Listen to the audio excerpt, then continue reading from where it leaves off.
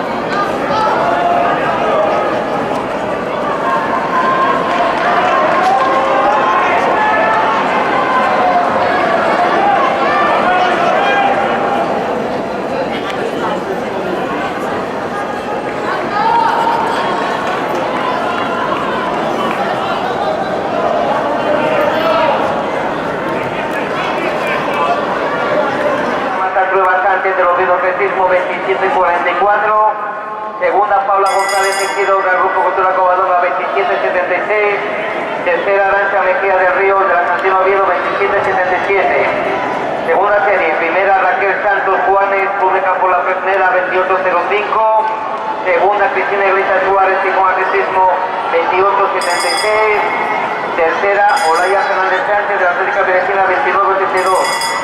Tercera serie, primera Inés Rodríguez Martínez, Oviedo Atletismo 28-36, segunda Mara Rodríguez Falcón, Llanera Fumero 29-26. Cuarta serie, primera Celia Nonilla Peláez, Atlético Lugones 28-77, segunda Clara Vega Fernández del Oviedo Atletismo 29-40, tercera María Díaz López, Atlético Lugones 29-56.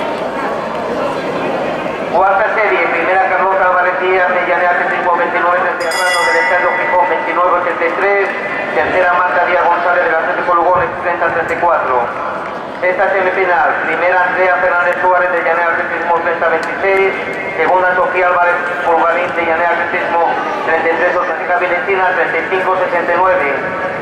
200 semifinal masculina, primera serie, primero Javier Herrero Suárez de Oficia, Gabriel Rodríguez de la Atlética Belecina 24-01, tercero Luis Álvarez Gómez de la Beleza Atletismo 24-15, segunda serie, primero José Ramón